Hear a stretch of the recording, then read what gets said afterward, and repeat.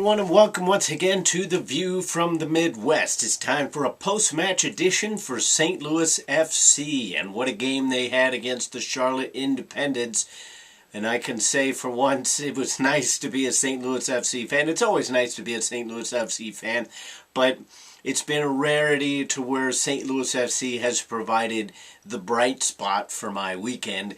And it was something that was kind of needed after the sports day that I had today, and I'm sure a lot of people out there had similar sports days. But it was pretty rough around the area. My English Premier League team ended up getting their butts kicked.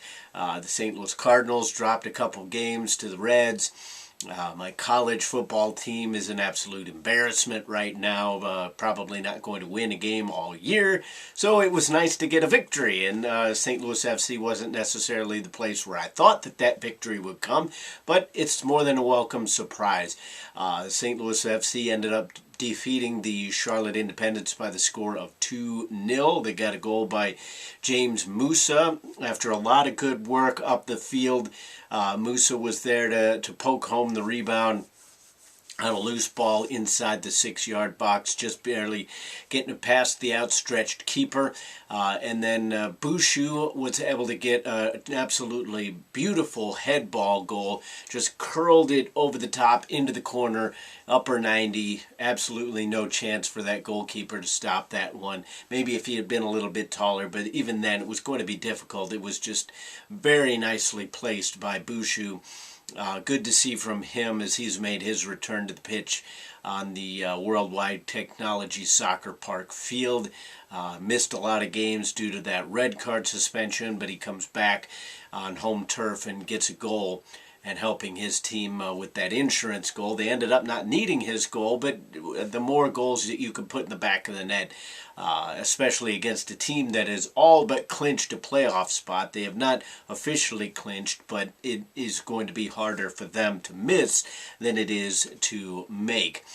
That being said, I don't want to put any kind of negative spin on this because it's a feel-good game. Everybody came out. Everybody played fairly well. Everybody came out and hustled. But the only negative thing that enters your mind due to that performance is, where has it been all season? We've seen brief glimpses. We've seen flashes. We've seen performances by individual players and certain sections within the team. We've even seen perhaps performances like this, especially in the Cup games. The Cup games were absolutely amazing. Even the loss to Sporting Kansas City, the team did themselves proud. But these performances for 90 minutes as a cohesive 11-man unit have been few and far between. And if they are capable of this against the Charlotte Independents, a team that is most likely going to be in the playoffs in the Eastern Conference, then why can't they do this throughout the whole season? I'm not saying that St. Louis FC had to be a playoff team. I'm not saying that they were going to finish in the top 1 or 2 spots in the conference if they had played this way for every single game. A lot of people would probably sit there and say, well, there's only 2 games left, so they know that they don't have to hold anything back for the next few games, and you have a full week in between the last game and this game, and a full week in between this game and the season finale that will take place against the Louisville FC. I understand that, and I fully understand the mentality for athletes that even if it's not in the forefront of your mind, it's always in the back. If you know that you have a game on Saturday and then you're going to play again on, say, a Thursday, and then you're going to play again the next Sunday, that you're not going to be able to put 100% just flat out sprint after every ball kind of effort into every single possession, every single contest. But this is the kind of effort that most St. Louis FC fans expected throughout the whole season, and for whatever reason we didn't get it. There was a long stretch there. You could attribute it to road games. You could attribute it, which St. Louis FC actually didn't have that bad of a road record, but you can attribute it to travel. You can attribute it to the schedule. I don't know what to chalk it down to. It still makes me personally wonder what's going on behind the scenes in terms of fitness and in terms of the strategy laid forth by the coaching staff. Was the coaching staff holding this team back at all? And I don't mean holding them back in terms of performance, but perhaps the strategy was like, okay, well, let's worry more about defending than going out and all out an attack, which I can understand against certain teams. You have different tactics for every single game, but this style of play was not on display for every single game. This spirit was not on display for every single game. And that's what's confusing about this performance. It's a great performance. It was a joy to behold as a soccer fan, because everybody out there from the back with Musa and Fink and Duty and Dixon, they were solid as a back four. Gall looked actually like a good player, perhaps even in his correct position. I mean, of all places, he started the season as a forward. Now all of a sudden he ends the season in a more defensive midfielder role. But he looked to be where he needed to be. The wingers were making the runs. The passes were there. Not everything was perfect in this contest. Far from it. But this is the kind of way that St. Louis FC needed to be playing throughout the whole year. For whatever reason, they didn't look...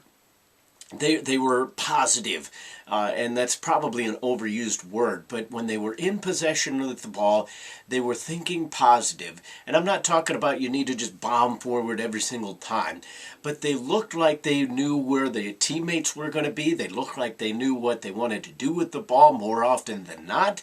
There were a couple times where either there wasn't communication or there was just a lack of understanding, and some players dribbled into pressure or held the ball way too long.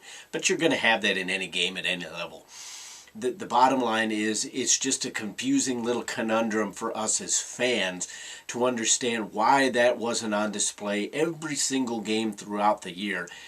Individual players would do it throughout the year, but as a cohesive unit, it was not on display. And even the subs that came in played well. And we can all only hope that this is just a huge momentum spring to carry over into the rivalry matchup against Louisville FC, because it's disappointing enough to not make the playoffs, But if St. Louis FC can win their final 3 home games, they've already won 2 in a row now, which is a feat in and of itself given their home record prior to that. But if you can knock off the Charlotte Independents and Louisville FC, potential playoff teams, Louisville FC's already clinched, but potential playoff teams, knocking them off in the last couple weeks of the season is a great way to send the fans out. Even though they're not going to see postseason action, it'll at least whet the appetite and force more season ticket sales, force more individual game ticket sales for next season. Tonight was a great marketing tool, the biggest crowd ever for a St. Louis FC game at the Worldwide Technology Soccer Park, and they got their money's worth. More often than not, there's been sellouts in the past, and for whatever reason, the team did not perform. There were a couple games here and there where the results just weren't there, but they did play well. But more often than not, the bigger the crowd, the worse the team seemed to play. Complete opposite here tonight. St. Louis FC played up to form, got a result, 2-0, big win. You get those people back in the park, because those are the ones that you've got to get back. The Luligans are always great. They're always going to be in the corner. Their numbers are never really going to dwindle. It's those ancillary people that you've got to keep in the seats, and I think St. Louis FC did a great job of that tonight, and we can only hope that that will carry over to the season finale against Louisville FC. I will be there. I know most of you will be there as well, so hopefully St. Louis FC will give us something to go into the long winter months without them being played. On a positive note. That is the View from the Midwest post-match edition. What are your views on tonight's game? Who is your man of the match? Let me know. Give us a thumbs up on Facebook and YouTube. But until the next time, I'll see you then.